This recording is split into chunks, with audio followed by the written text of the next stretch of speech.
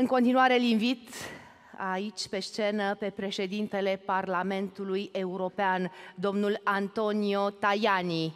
I now invite the President of the European Parliament, Mr. Antonio Tajani.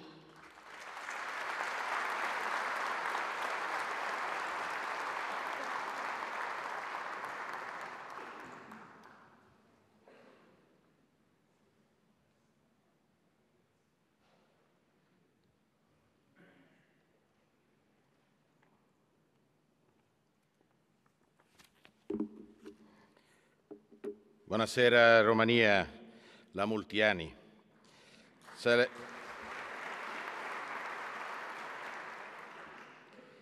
Cele mai bune urarii pentru noul an. 2019 sera une année déterminante pour la Roumanie et pour l'Europe. La présidence roumaine devra guider les conseils de l'Union au cours des mois qui précèdent les élections européenne, à un moment où les citoyens réclament une Europe plus efficace. La Roumanie a toujours eu une vocation européenne. Il y a plus de 2000 ans, nos ancêtres romains ont traversé les Danubes et sont arrivés sur ces terres en édifiant un pont qui, à l'époque, était unique au monde. Cette épopée a changé le cours de l'histoire. Votre très beau pays tire précisément son nom de la forte présence romaine. Et comme je suis né à Rome, je suis à la maison ici, je suis chez moi.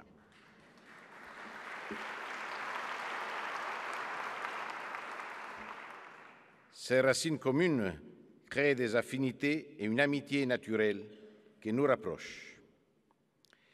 Je connais les qualités des Romains qui contribueront au succès de votre présidence. Tout autour de nous, les changements sont profonds et rapides. La révolution technologique, les flux migratoires, les tensions à nos frontières, le terrorisme, le réchauffement climatique, tout cela effraie de nombreux Européens. Face à une Union souvent incapable de donner des réponses rapides, les sirènes populistes gagnent du terrain. Et pourtant, dans un monde toujours plus incertain, nous devons plus que jamais avoir une Europe forte pour protéger nos citoyens.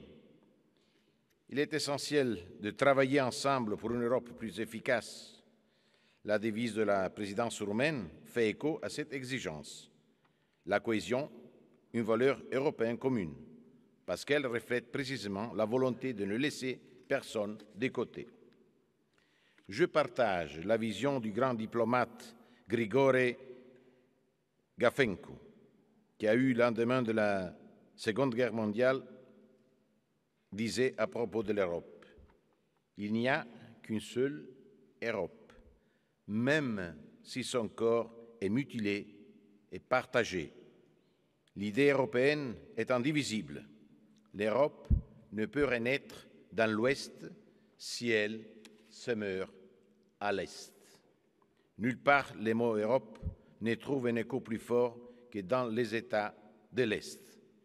L'idée d'une unité européenne porte dans la pensée de toute une moitié du continent la promesse de la paix et, par conséquent, la promesse de la libération. La force de l'Europe unie n'est pas vaine. Cette force est à l'opposé de la violence de schémas nationalistes. Elle s'appuie sur des valeurs, sur la démocratie, sur l'état de droit, sur le respect pour la dignité et la liberté de chacun. L'Europe doit se donner les moyens d'agir. Il est primordial que le prochain budget pluriannuel de l'Union soit un budget politique qui reflète les priorités d'une Europe efficace. Ce serait commettre une grave erreur que de réduire les fonds de cohésion et les dépenses agricoles. Nous devons parvenir à un budget qui stimule les investissements dans l'économie réelle. De même, les ressources supplémentaires sont nécessaires pour favoriser la transition énergétique. Le Parlement européen a voté sur un projet de budget conforme à ces priorités. On compte sur la présidence roumaine pour promouvoir cette ambition et soutenir l'idée de cohésion et de solidarité. Plus de solidarité dans les prochains budgets signifie aussi que la solidarité ne doit pas être à sens unique. Je tiens à remercier la Roumanie d'avoir proposé d'accueillir des demandeurs d'asile ayant débarqué dans les pays de première arrivée.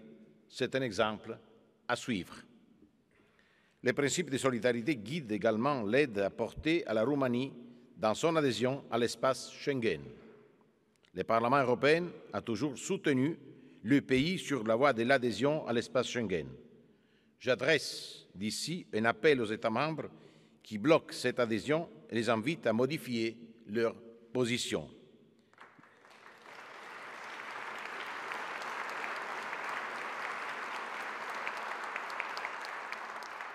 L'adhésion de la Roumanie et de la Bulgarie à l'espace Schengen sera bénéfique pour la sécurité de tous les pays européens et j'espère qu'elle sera conclue sous votre présidence.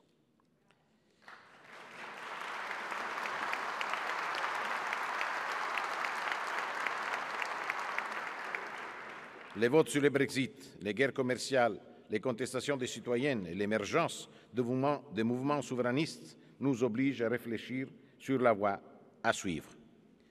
Depuis le début de mon mandat, j'ai accueilli 14 chefs d'État et de gouvernement européens au Parlement européen pour débattre en plénière de la manière de changer l'Union. Je veux remercier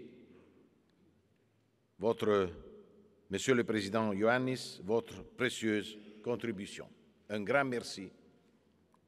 La Roumanie doit jouer un rôle central dans la construction d'une nouvelle Europe. C'est l'essence du sommet de Sibiu qui se tiendra le 9 mai prochain. Nous avons la lourde responsabilité d'obtenir des résultats. Sur plusieurs sujets, la gouvernance économique efficace et démocratique, un commerce ouvert avec des conditions de concurrence équitables. Nous devons également défendre les droits des citoyens de voter librement lors des prochaines élections européennes, en veillant à garantir une campagne électorale dépourvue de fausses informations qui tendraient à manipuler les convictions politiques. Comme l'a dit le philosophe Émile Cioran, il ne faut pas avoir peur du champ des possibles. La route qui s'ouvre devant vous sera difficile, mais le peuple roumain n'est pas seul. Pour la première fois, la Roumanie devra assumer la présidence du Conseil. La Roumanie relèvera ce défi, je suis sûr. Vous pouvez compter sur le soutien du Parlement européen et sur mon soutien personnel.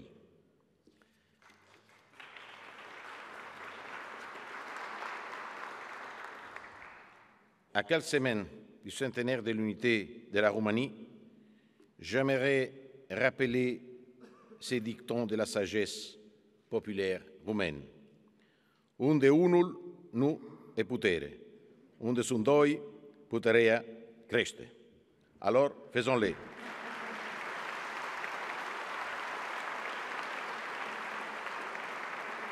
Mulțumesc!